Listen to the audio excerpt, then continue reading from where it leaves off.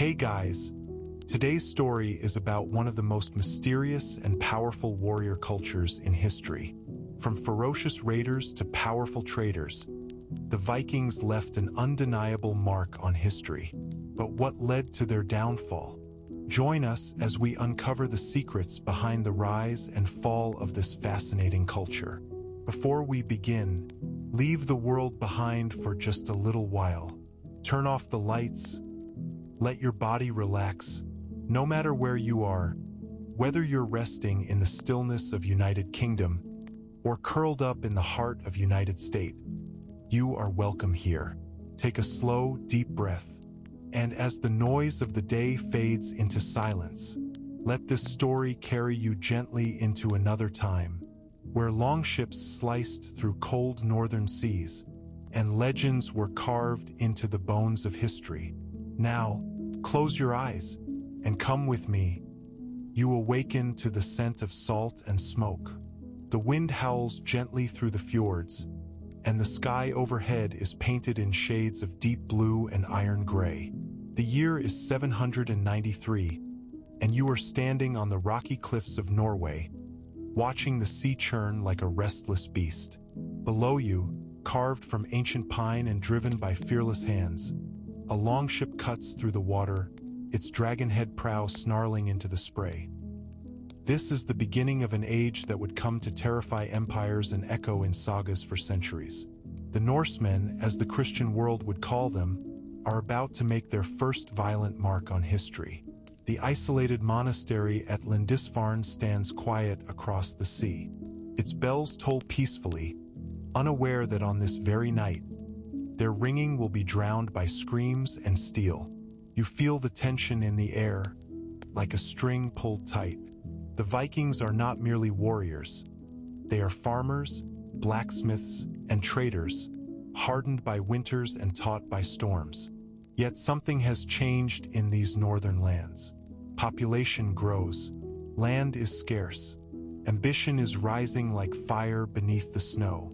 And now their ships no longer explore, they invade. The longship lands, sand sprays, iron boots hit the shore. The monks scatter in panic as the Vikings storm the chapel, their axes gleaming, their shields splashed with sea and blood. Gold chalices, fragile scrolls, and ancient books are trampled underfoot. To the raiders, this place is not holy. It is rich and ripe and vulnerable. Lindisfarne burns, and with it, the world changes. Word of the attack spreads like wildfire across Europe. The Christians are horrified. The Norse care little for Rome's outrage.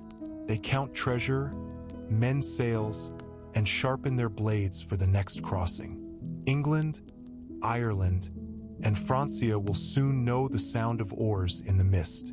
And yet, back home in Scandinavia, it is not just conquest that fills the minds of men. Kings rise from chieftains, clans merge or destroy each other. Laws are sung, not written, and stories are carried like fire in the wind. In the great longhouses, beneath timber beams and whale oil lamps, skalds chant of Odin, of Thor, and of destiny. The Viking world is not just brutal, it is brilliant. You sit near the hearth, where the flames dance and the smoke coils into the rafters. A skald's voice echoes with rhythm and reverence, telling tales of Ragnarok. Around you, rough hands grip cups carved from horn, and children gaze wide-eyed at the world of giants and serpents. In Viking culture, the line between myth and memory is thin, and the sagas are their scripture and the fjords of Norway, where towering cliffs cradle the sea like ancient guardians. Small communities begin to shift. Young men, once content with fishing and farming, now dream of far-off riches. They carve dragon heads for their ships, polish iron helms, and tie knots with calloused fingers. The sea is no longer a barrier. It is their path to glory. You watch as families gather to bid farewell to their raiders. Women tie amulets around their sons' necks, and fathers offer ancient advice in hushed tones. The mood is not just pride, it's fear, hidden behind stoic eyes. For though the Vikings believe in fate, they also know the sea claims many more than it spares. The ship launches. Its sail, dyed with red stripes, flutters like the wing of a beast. You stand aboard, gripping a round shield at your side, feeling the spray of salt and the pull of destiny. The oars rise and fall in perfect rhythm, and the ship glides like a ghost across the waves. The coastline fades. Ahead lies unknown land and whatever it dares to hide. The next shore you reach is not empty. This time, the people fight back.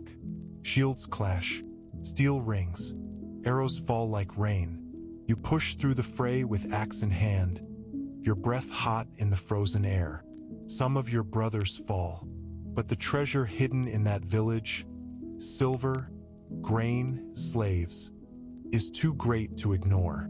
The cost of empire is blood. But not every raid is war. Some Vikings return with more than plunder. They bring news, maps, and ideas. In England, they learn the strength of stone castles. In Francia, they discover riches in treaties. In Ireland, they build, not burn. Dublin rises from their docks. Viking blood flows in kings and children. The raiders become rulers. You walk through the market of this new Viking town. It smells of salt, wool, and roasting meat.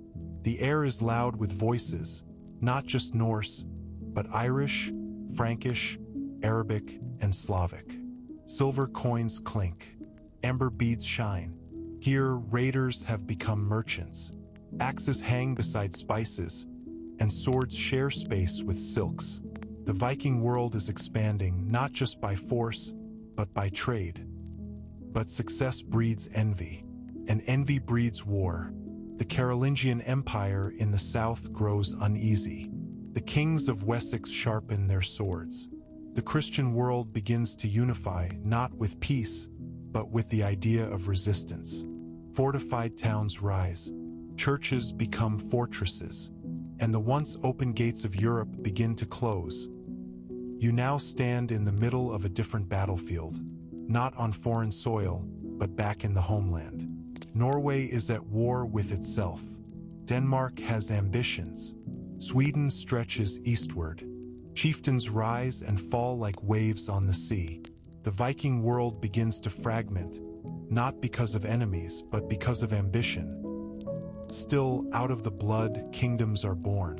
In Denmark, a man named Harald Bluetooth unites the tribes under one crown.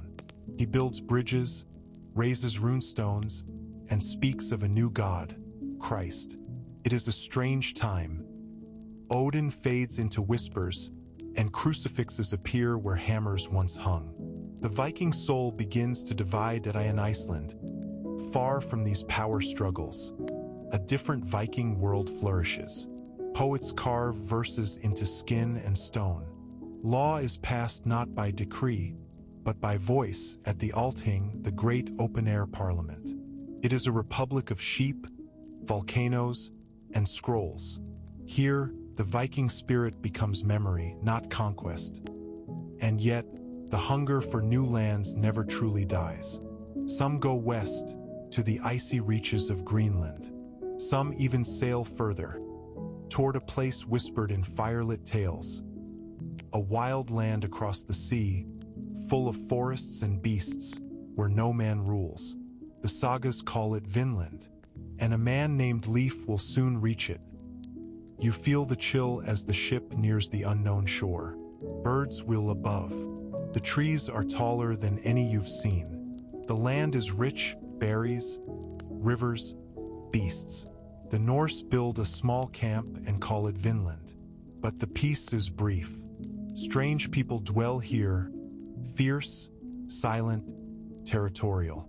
The first meeting is tense. The second turns violent. And soon, the camp is abandoned.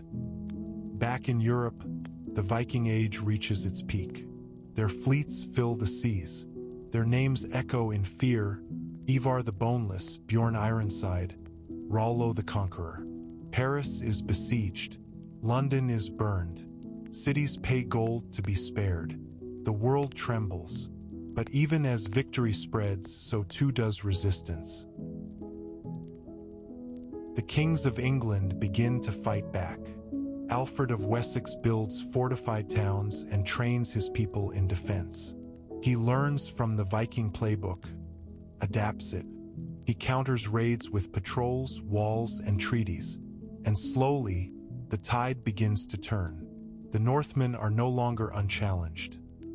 Within a generation, Viking warlords stop returning to their homelands. They stay, they marry, they rule. In Normandy, Rollo becomes a duke. His descendants will one day change the face of Europe forever. But their ships rot on land. Their children forget the old ways. And the Viking name begins to fade into history. And yet, not all ends with peace. In 1066, the last great Viking king, Harald Hardrada, sails to claim the English crown. He is fierce, legendary, born from blood and saga. But at Stamford Bridge, he is met not with fear, but with fire. The English army is ready, and the Viking line, stretching for centuries, snaps with a sword stroke. You stand now in silence. The sea is calm. The longships are gone. The gods are quiet. 1,000 years pass in a whisper, and yet the stones still speak. The Viking Age did not truly die, it became memory. In language, in bloodlines, in sagas, it endures. It was not just an age of war. It was an age of becoming. You walk among the ruins of a longhouse now buried in moss. The wind carries whispers of voices that once filled the halls. Laughter, oaths, prayers to gods old and forgotten. Bones lie beneath the earth, but the stories have taken root in stone and saga. The echoes of the Viking Age remain in every wave that touches the northern shores and the museums of Stockholm and Oslo. The past is not dead. It waits, polished and labeled, behind glass. The Oseberg ship rests like a sleeping beast.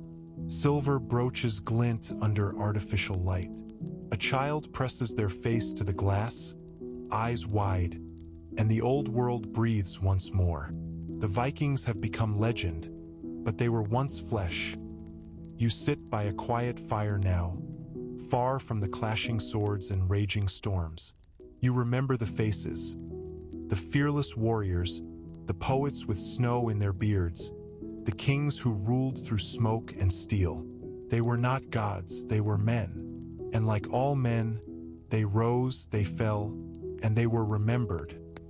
The sagas continue. In libraries, in lullabies, in the distant corners of the north where language still holds the sound of sea and ice. In Iceland, people still recite the Eddas. In Norway, the fjords still mirror the skies the Vikings once stared into. The world they shaped is not gone, it simply sleeps. And perhaps one night, just like tonight, someone will listen again. Eyes closed, breath slow, and in the dark, they'll hear the beat of drums, the rush of oars, the whisper of ravens. The Viking Age lives not in time, but in memory. And tonight you walked among it. The sea is still now, the sky rests, and so should you. We've reached the end of tonight's journey through the beginnings of the Viking Age. But their rise is only the start. In the next part, we follow their fire across kingdoms, through betrayal, conquest, and glory. Until then, let the waves carry you to sleep. The longships cut through the mist like blades through cloth, their hulls sleek and silent, their sails taut with wind.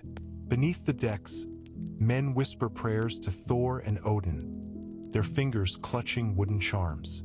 The sun breaks faintly over the sea, and ahead lies a world unready for the storm that approaches. The English coast appears like a dream, gentle hills rolling toward the sea, unaware of the thunder at their gates. It is Lindisfarne they reach, a holy place, home to quiet monks and silent scriptures. But the gods of the north are not silent tonight. With axes in hand and fire in their eyes, the Norse descend. The first blow falls like thunder. Doors are broken, scrolls torn, relics shattered.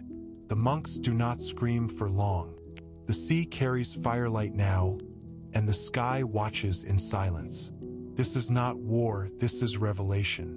The world will remember the name Viking from this day on. They return with gold and glory, not kings, not yet, but something older and more dangerous, legends. In the hearth smoke of longhouses, their stories are retold. Of Christian treasures, burning halls, and men who begged before falling. The young listen with wide eyes, hungry to sail. Soon, it is not just raiding, it is claiming. Along the coasts of Ireland, they build fortresses from timber and teeth. In Dublin, they raise markets and mix blood with locals. Axes become tools, and trade flourishes beside conquest. The Norse do not just take, they stay. But not all lands bend like grass. In Francia, the rivers run with warnings. When they come for Paris, they find a city behind walls and warriors with crossbows. Still, the Norse push forward, dragging ships across mud to breach rivers, laying siege with patience and iron. Charles the Bald, king of West Francia, does not meet them in battle. Instead, he gives them silver. It is not surrender, but tribute. The Vikings call it Danegeld, and it smells sweeter than blood. Gold becomes a language all understand, and now the Norse are not just feared, they are paid. They begin to learn the languages of their enemies. They wear foreign silks stolen from monasteries, eat from plates marked with Christian saints, and drink wine by torchlight. Still, they do not forget their gods. In hidden groves, sacrifices continue. Odin watches. Women now sail with them, shield maidens, fierce and proud, who swing axes beside men. Others keep the hearths of new colonies, raise children who speak two tongues. The Viking world is changing, spreads not just through fear, but through roots, through family. And in the east, a new path opens. Through the rivers of Russia, they sail toward Byzantium. Here, they are not invaders, but mercenaries. The Varangian Guard is born, elite Norse warriors who guard the emperor himself. They march through marble halls with northern eyes, but not all journeys end in fire or fortune. In the cold fog of Greenland, Eric the Red builds a colony of exiles and dreamers. Icy winds tear at their halls, and the sea gives little. Yet they stay, carving life from snow and rock, clinging to the idea that the edge of the world might still belong to them. From Greenland, his son Leif sails west, further than any before him. He lands on a strange coast of wild grapes and towering forests.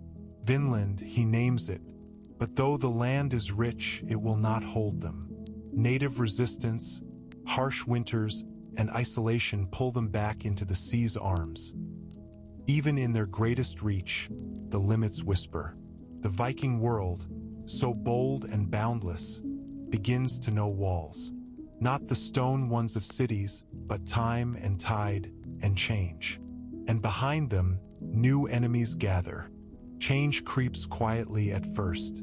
In the east, Slavic tribes grow stronger. In the south, Frankish swords glitter with discipline. And to the west, the kingdoms of England and Ireland begin to push back. No longer scattered targets, now they are organized, armored, and watching. And back home, something else is shifting. The chieftains who once ruled through strength now feel pressure from kings. Centralized power rises. Norway, Denmark, and Sweden begin to look inward. Raids become regulated. Independence starts to cost more than gold. But the Viking spirit, wild, stubborn, seabound, doesn't vanish. It adapts. Some become mercenaries, others kings. In Russia, they rule as Rus. In Normandy, they become dukes. Their names change, but not their blood. The wolf slips into sheep's wool, waiting, and still the sagas echo. In smoky halls and icy harbors, elders tell of the westward voyages, the blood feuds, the gods, the dragons. not as boasts but as memory. The sea is quieter now, but it remembers. So do the stone, bloodlines and boundaries. The north is quiet now, but not for long. A new generation rises, born not of pure raiders, but of blended blood. Sons of Vikings and Saxons, daughters of Danes and Franks. Their eyes still carry the sea's hunger, but their hands clutch royal scrolls that end the court of Normandy. The great-great-grandchildren of raiders now speak French and wear silk. They eat with forks, they sip wine, but they train like wolves. Among them grows one who watches the channel with ambition. His name will be William. Meanwhile, in the icy veins of the Rus, the legacy of Rurik beats like a frozen drum. These Norse rulers in Slavic lands now trade as much as they fight. Kiev glows with gold from Constantinople. The axe is there, but it's hidden in the cloak. But bloodlines carry more than honor. They carry grudges. Across kingdoms, forgotten cousins rise with rival claims. Sons of heralds and Olaf's whisper rebellion. Every crown sits uneasy when forged in fire and oaths sworn on in Scandinavia. Christianity is no longer a whisper. It's a hammer in the hands of kings. Olaf Tryggvason and later Olaf Haraldsson forced the old ways down. Temples burn, and crosses rise where stones once told of Thor and Frey. But not all follow willingly. Deep in fjords and forests, pagan cults endure. Hooded men chant the names of forgotten gods. Runes are carved in secret. Sacrifices, once proud and public, now take place beneath moss and moonlight. The Viking world is no longer a single tide. It has become streams, flowing in many directions, some toward royalty, some toward exile, and some still toward conquest. The hunger for new shores never truly dies. It only waits. And in the west, England breathes between storms. The Danes still hold parts of it, the Danelaw, but tension coils beneath the soil. Anglo-Saxon kings harden their borders. Churches brace for more thunder. And far across the sea, William sharpens his claim. The age of raids is ending. The age of warlords who become kings has begun. And with kings come laws, courts, and armies, but also betrayals. What once was settled with an axe now waits behind closed doors and poisoned goblets. Still, the sagas continue. The skalds sing not just of valor, but of loss. Of fathers lost at sea. Of sons who forget their native tongue. And as they sing, the fjords echo back, not with war cries, but with silence. In Iceland, where the sagas are written like scripture, the people turn inward. No kings, no castles, only chieftains and law speakers under wide skies. Here, the Viking soul lingers longest, cradled by lava fields and silence. But even Iceland cannot stay untouched. Trade binds them to the continent. Christianity arrives not with fire, but with logic and law. A slow conversion like ice melting under spring light. Quiet, but irreversible. Farther still, in Greenland's icy arms, Eric's grandchildren peer across the ice, looking for the promise their forefathers sought. But food grows scarce. Winters bite harder. And soon, even these outposts vanish like breath in frost. Yet legends persist. Of a land beyond Vinland, they called it, but it becomes less a place and more a dream. A song sung by those who never sailed, of a golden shore just over the sea's dark edge. Back in Europe, power shifts like tides. The Vikings who once shaped kingdoms now serve them. As mercenaries, as dukes, as outlaws, the axe is still sharp, but now it's bound by crown and coin. One last blow will shake the earth. In 1066, three great storms collide. Harald Hardrada of Norway, the last great Viking king, sets sail for England. His ships blacken the horizon. His heart burns with conquest. At Stamford Bridge, he meets death. not in old age, but in glory. Arrows find him, swords crack his shield. The last great Viking dies like the first, standing tall, blood on steel, his name carried by the wind. Days later, William of Normandy crosses the same sea, another son of the north, but cloaked in silk and Latin. His conquest of England will end the Viking Age not with fire but with paperwork. And so the longships rest, some buried beneath turf, some drowned in fjords, some remembered in stone. The axe gives way to the scepter, the saga gives way to history. But listen closely, in the wind over the fjords, in the hush of pine forests, in the crash of waves against black stone, in the wake of conquest and collapse, the Viking legacy drifts across the North Sea like morning mist. Though the longships vanish from the horizon, their mark is carved deep. In language, law, and legend that in England, Norse names linger. Yorkshire, Grimsby, they speak of old lords and settlers, of knives once drawn and then sheathed.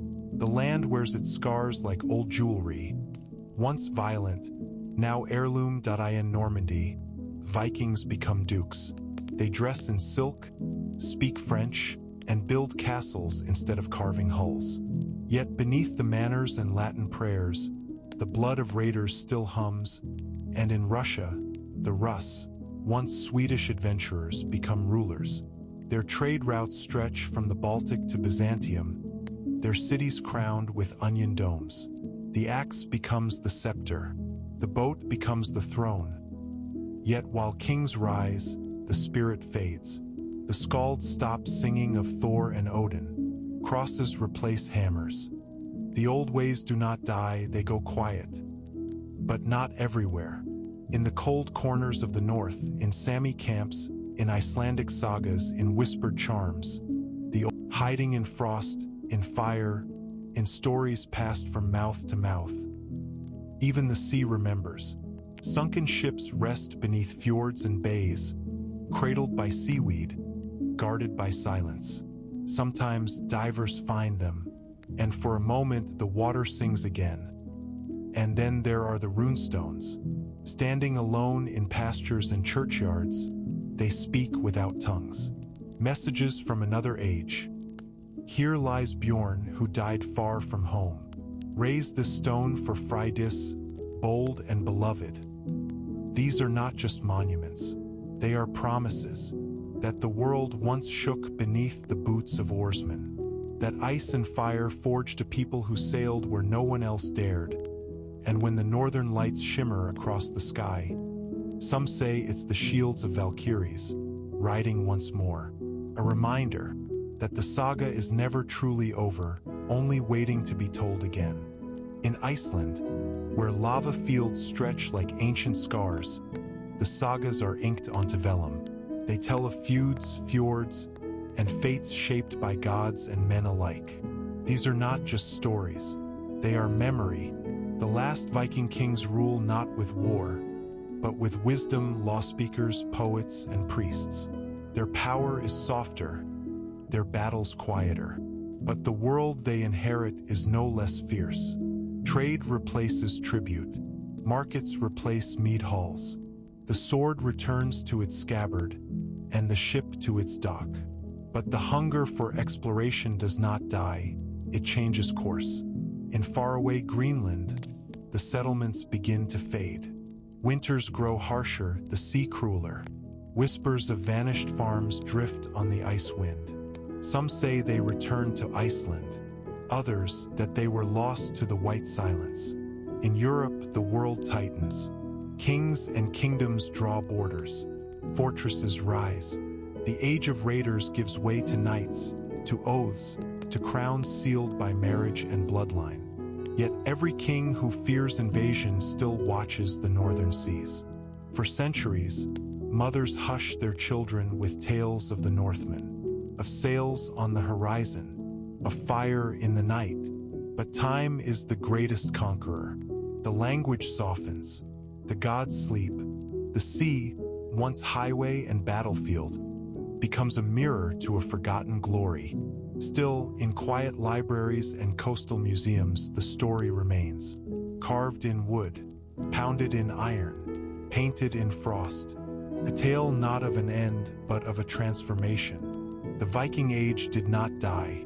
It sank slowly, like a ship at dusk, proud, wounded, and full of voices.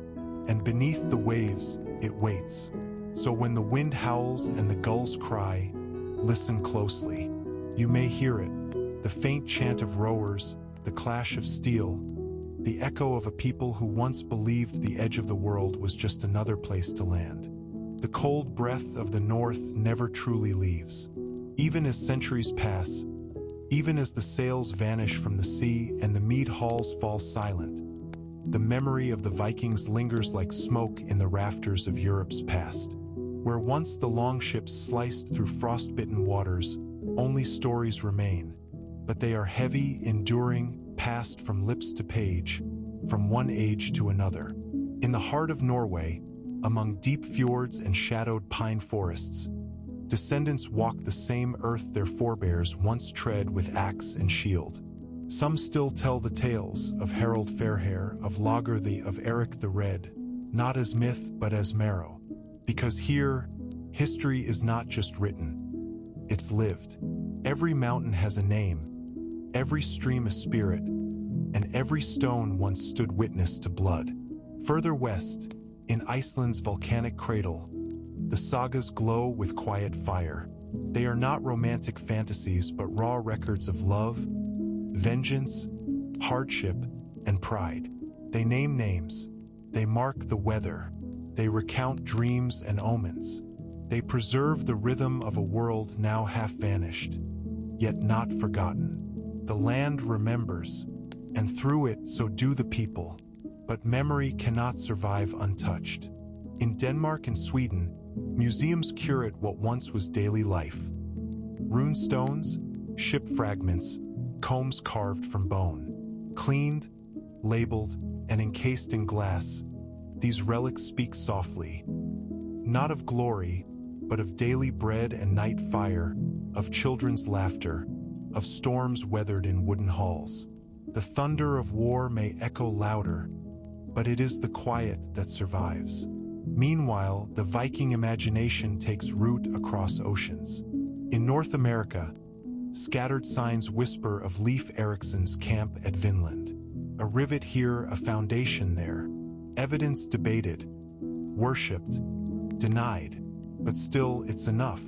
Enough to remind the modern world that Norse ambition once reached beyond even myth. The Viking, once a raider feared from Francia to Baghdad, is reimagined as explorer, trader, settler, sailor. Romanticized, yes, yet still rooted in truth. Not all wore furs or horned helmets. Many wore linen. Many brought grain. Many built homes where once they burned them. Yet behind every softened image lies the shadow of fire. The truth of pillage, of villages razed, of slaves taken and sold. The Viking Age was not just heroic. It was harsh. Not just noble, but necessary, desperate, driven by cold winters and colder kings. It was a time of survival and dominance. Still, no age fades without resistance. There were moments when the past tried to claw its way back. Peasant revolts in the north, cults of Odin re-emerging in the margins, rituals performed in secret groves. But the cross had won, not by battle but by bureaucracy, by slow integration, by language and law, by parchment and pulpit. And so the long goodbye continued. As cathedrals rose where temples once stood, as iron replaced bronze, as the world mapped itself into kingdoms and kept records in Latin, the Norse world retreated. Not in shame, but in silence. Proud silence, patient one. Today it stirs again, in festivals and films, in blacksmith forges and DNA tests, in names and places and bloodlines, in lullabies that once were war songs. The Viking Age is not gone. It is reburied, reborn, retold. And if you find yourself on a rocky coast, where the wind bites and the sea moans like something old and restless, listen. If you hear a whisper in the waves, if you feel the pull of the horizon, then know, the age of the Northmen is not over. It is merely sleeping. The silence after the storm is rarely pure. In the aftermath of the Viking Age, Europe did not settle quietly into peace. It braced, hardened, and transformed. The kingdoms that once trembled at the sound of longships now rose like mountains, fortified by stone and scripture. But beneath their foundations, Norse echoes still pulsed. In language, in law, in blood. In Normandy, a strange metamorphosis unfolded. There, Norsemen who once burned Frankish coasts became dukes, landowners, and kings. They adopted the tongue of their enemies, but not their nature. They married into French nobility, took Latin names, but held on to their hunger. And in 1066, when William of Normandy sailed across the English Channel, it was not just a French duke invading England. It was a Viking descendant, carrying the storm forward under a new banner. England, battered from within and without, fell. But not before its own Norse past rose in resistance. Harold Godwin's son, the last Anglo-Saxon king, had Viking blood in his veins. So did his enemies. So did his people. The lines had blurred. The conqueror and the conquered shared ancestors, yet the axe fell all the same. Meanwhile, in the east, the Varangian Guard stood tall in Byzantium. Towering Norse warriors, wrapped in silk and gold, guarded emperors with the same hands that once burned monasteries. They spoke Old Norse and Greek, prayed to Christ and remembered Odin. They were relics of a past the world was trying to bury, but not yet. Not here. Further north, the Sami people watched the world change. As Vikings vanished into legend, others remained: fishermen, reindeer herders, storytellers. The rhythms of the land continued. Not every Norseman was a warrior. Many were farmers who sowed barley, tended sheep, and watched the stars. Their descendants would live quietly, as their ancestors once roared. But change came for all. Climate shifted. The Little Ice Age crept in, slowly tightening its grip. Trade routes faltered. Greenland's colonies, once defiant and bold, withered. One by one, the Norse outposts vanished beneath snow and silence. No war, no fire, just abandonment. Forgotten churches swallowed by frost. The gods themselves faded.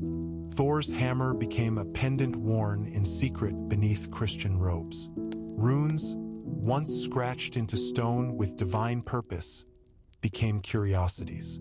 The sagas, at risk of vanishing, were finally written down, not to preserve glory, but to entertain, to educate, to control. Oral tradition was tamed by ink, and yet the wildness never truly died. In distant forests of Sweden, in the highlands of Iceland, in the haunted shores of the North Atlantic, something remained. A howl in the night, a tale half-told, a ship-shaped shadow in the mist. The Vikings had become ghosts, but they were never gone. Their influence seeped deep. Modern law in Iceland, town names in northern England, genetic threads from Russia to Ireland. Even our myths, dragons, giants, magical hammers, still echo with Norse thunder. We speak of Berserk, of Hell, of Thursday. We build ships. We fear the sea. We crave the unknown. The Viking soul, restless, relentless, still stirs in us. Not in conquest, perhaps, but in exploration. In our need to see what lies beyond the map's edge. In our refusal to be confined by walls. In the defiance that says, I will go further. So though the Viking Age may be over in name, its spirit survives, quietly, deeply, fiercely. In the wind over the fjords, in the fire of the forge, in the yearning to sail west, again. Winter in the north is not just a season, it's a silence. A pause in time where the world holds its breath under snow and memory. In these long, dark months, stories become lifelines. Around hearth fires, children once listened as their elders spoke of giants and gods, of storms that walked like men and oceans that swallowed warriors whole. The Viking Age was ending, yes, but its stories were just beginning to live. Somewhere in a remote Icelandic longhouse, a skald, an old poet, dipped a feather into ink. For generations, the tales had lived only in voice and breath. But now, with Christianity reshaping the soul of the Norse, the spoken sagas risked fading. So the skalds began to write, line after line, page after page, stories of Odin's sacrifice, of Thor's thunder, of Loki's trickery, myths carved into vellum by candlelight to outlast even time itself. And they did. For centuries, those sagas slumbered in libraries and monasteries, unread, nearly forgotten, until scholars centuries later would crack open the bindings and find whole worlds inside. The Viking world, though vanished, had not died. It had become literature, legend, but even as the stories grew, the bloodlines thinned. Viking families merged into settled life. In Ireland, Norway, Scotland, their names slowly shifted. Ulf became Oliphant. Bjorn became Baird. The axes were buried, the runestones worn, but the ancestry endured in silent pride. Across the Baltic, the legacy mutated. The Rus, once Viking adventurers on Slavic rivers, built cities, raised Orthodox cathedrals, and gave rise to Russia itself. From violent raiders to imperial architects, their transformation was immense. Yet even in their imperial halls, echoes of longships and frost-born gods clung like frost to windows. Meanwhile, the sea grew colder. In Greenland, isolation hardened into tragedy. Norse settlements once rich with cattle and would now stood ghostly, abandoned.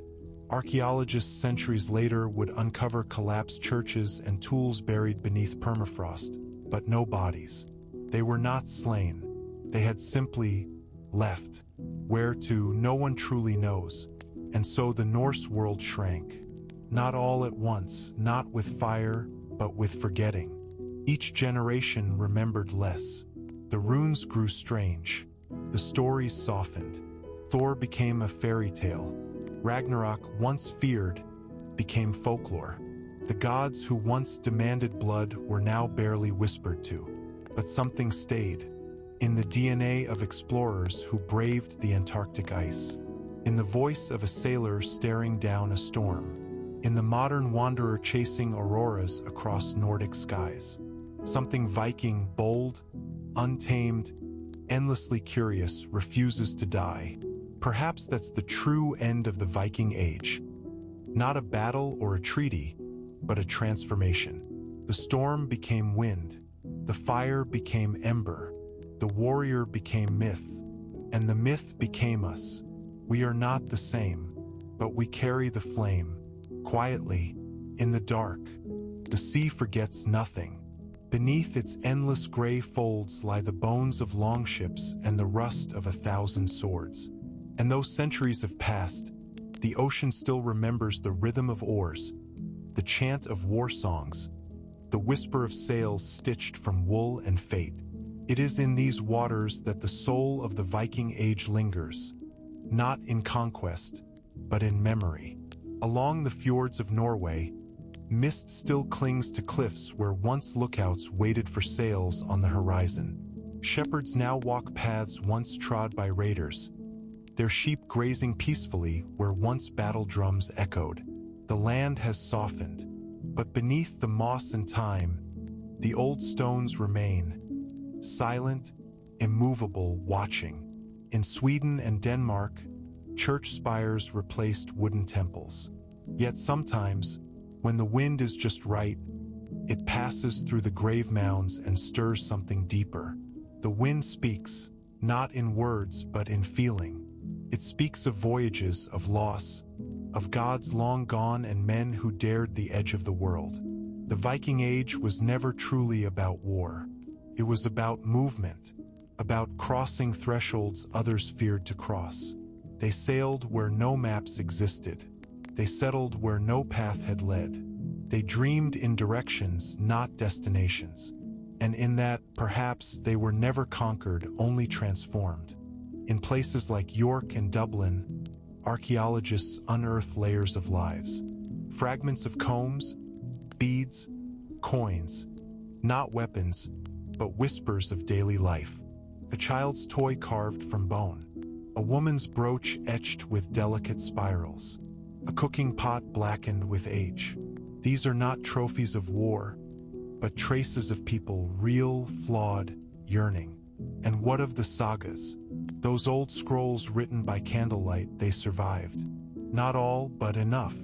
Enough to remind us that the Vikings laughed, mourned, made mistakes, fell in love, feared the dark, and marveled at the stars. That their gods were cruel, but their stories were human. In the modern world, we remember them with horned helmets, which they never wore, and call them savages. But that was never the truth. The truth is far stranger and far more beautiful. They were poets and builders, artisans and dreamers. Their brutality was real, yes, but so was their brilliance.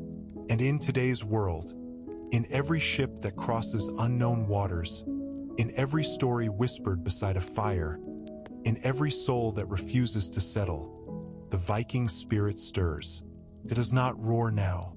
It hums, quietly, steadily, like an oar dipping into a dark sea. The tides bring gifts and take them away. By the dawn of the 11th century, the pulse of the Viking world begins to shift. The age of raiders fades, replaced by an age of kingdoms. Where once stood independent jarls and clan chiefs, now rise monarchs, Christian kings crowned not by the axe, but by the church. Power is consolidating. Freedom, once boundless, now answers to law. In Norway, Harald Hardrada dreams the last great Viking dream. A warrior of Byzantium, a prince of exile, he returns home not to raid, but to rule. His sword is sharp, but his mind sharper. He unites the fractious lords beneath a single banner for a time.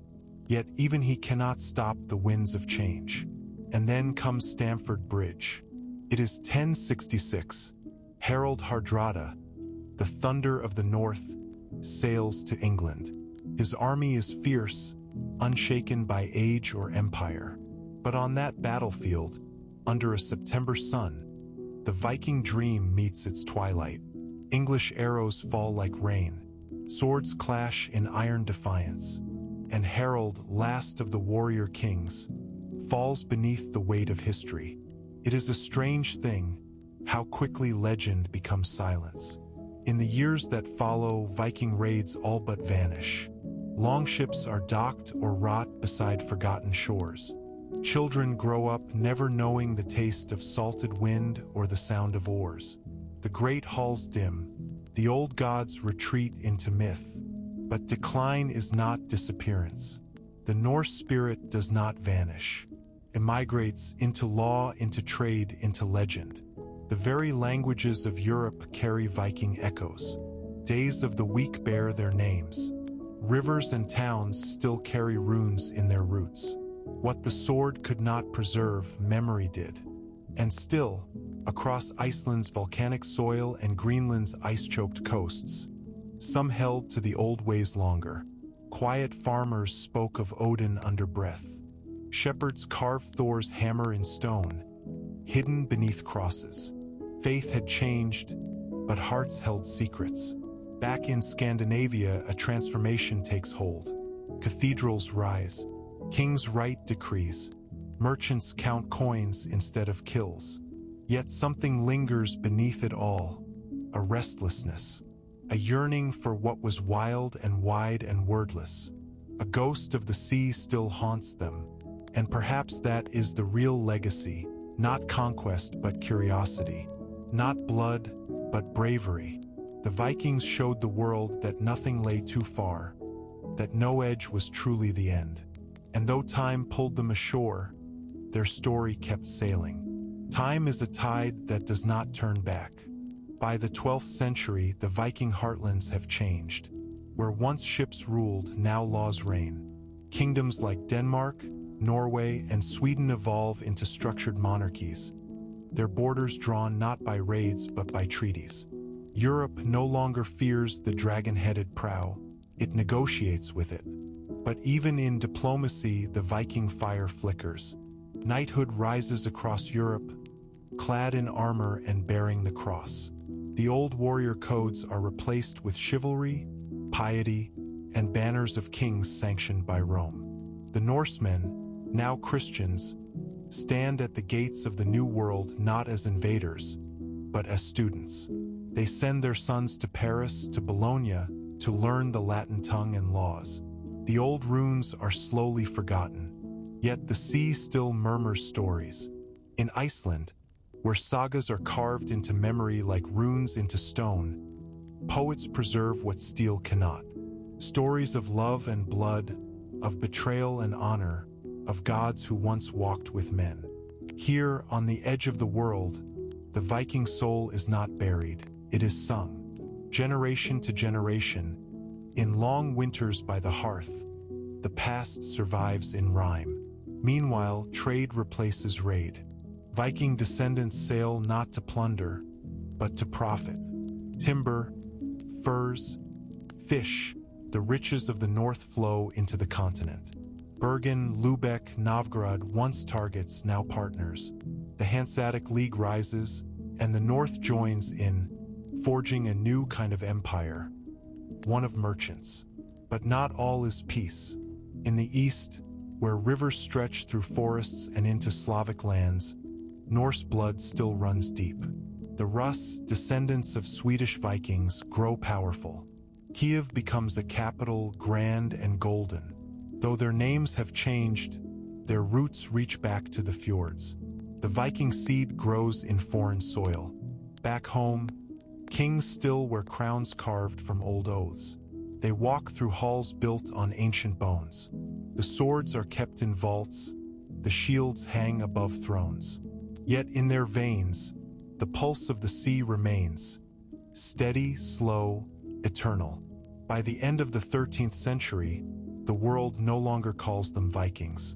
But we remember, in the early light of a gray Nordic dawn, the memory of longships seems to flicker across the misted waves. Though the days of raiding are done, and the thunder of Viking oars no longer stirs the coasts of Europe, something restless still stirs in the blood of the North. The people remain, shaped by wind and wave, mountain and saga, and the age of Vikings gives way to the age of kingdoms. With the consolidation of power comes division. In Norway, the Birkebeiner and Bagler factions clash in civil war, not with axes on foreign shores, but with politics, betrayal, and sieges within their homeland. Kings rise and fall not by duel but by intrigue. The glory of the raiders has been swallowed by domestic strife. And yet, the saga continues. As cathedrals rise where temples once stood, and bishops bless kings beneath vaulted ceilings rather than skies, the Norse spirit does not disappear. It adapts. The church's hand stretches far into the fjords, and old gods are not just forgotten. They are buried beneath stone and parchment. Odin's ravens no longer fly, but in their place, scribes ink tales of saints and martyrs. Iceland becomes a literary treasure. Here, isolated from mainland Europe's wars and crusades, stories are written down that once were spoken in smoke-filled halls. The poetic Edda, the prose Edda, the sagas of the Icelanders, these are not dry records. They are embers, glowing in the dark, keeping alive a fire that once lit entire coasts in flame. Elsewhere, Norsemen continue to leave their mark. In the British Isles, their descendants sit on thrones. The Normans, once Norsemen, have conquered England, and from their spread into Ireland, Sicily, and even Jerusalem. Ironically, It is these once pagan warriors who now carry crosses into crusades. The wheel has turned. Trade routes flourish. Where sails once cast shadows of fear, they now promise commerce. Viking towns like Dublin, Hedeby, and Koppang transform into bustling centers of exchange. Blacksmiths, weavers, and farmers thrive in places once ruled by shield and spear. But identity shifts like the tides. The Viking is now a memory, half fear, half myth. To the monks of Lindisfarne, he is a demon. To the skalds of Iceland, a hero. He is both the destroyer and the builder, the invader and the ancestor. As Europe steps into the late Middle Ages, the Northman becomes a legend carved in contradiction. Yet in every legend lies truth, and in every truth, a shadow. The final death knell for the Viking world comes not from battle, but from bureaucracy. In 1397, the Kalmar Union unites Denmark, Norway, and Sweden under one crown. It is a practical move, one of politics, not passion. The rugged independence of the Old Norse jarls bows before centralized monarchy. The dragon ship yields to the scepter. Still storms rage. Peasant uprisings, failed harvests, the Black Death. The North does not pass peacefully into modernity, but it survives, resilient as ever. And the memory of the Viking Age becomes more than history, it becomes identity. Something to be honored, reimagined, and retold. In modern times, the world rediscovers the Vikings. Archaeologists unearth longhouses, hoards of silver, and ships buried with pride. Museums display axes and brooches, while books and films reawaken the old tales. Leif Erikson stands beside Columbus in classrooms. Thor returns, now a superhero. Ragnar Lodbrok storms screens. The Viking is not gone, he is resurrected. But what of truth? The truth is quieter. It lies in the bones of old sailors beneath the soil, in the whispered verses of the sagas, in the curve of a fjord under starlight. It is not the roar of battle, but the creak of wood on water, the hush of oars dipping, the heartbeat of a people against the cold. And so, the Viking Age ends not in fire, but in frost, gentle, still, eternal. The ships are gone, the shields hang silent, but the sea still sings their name. We hope this journey through history stirred your imagination. Stay curious, stay with us, and don't forget to subscribe to Story Vault for more tales that time almost forgot.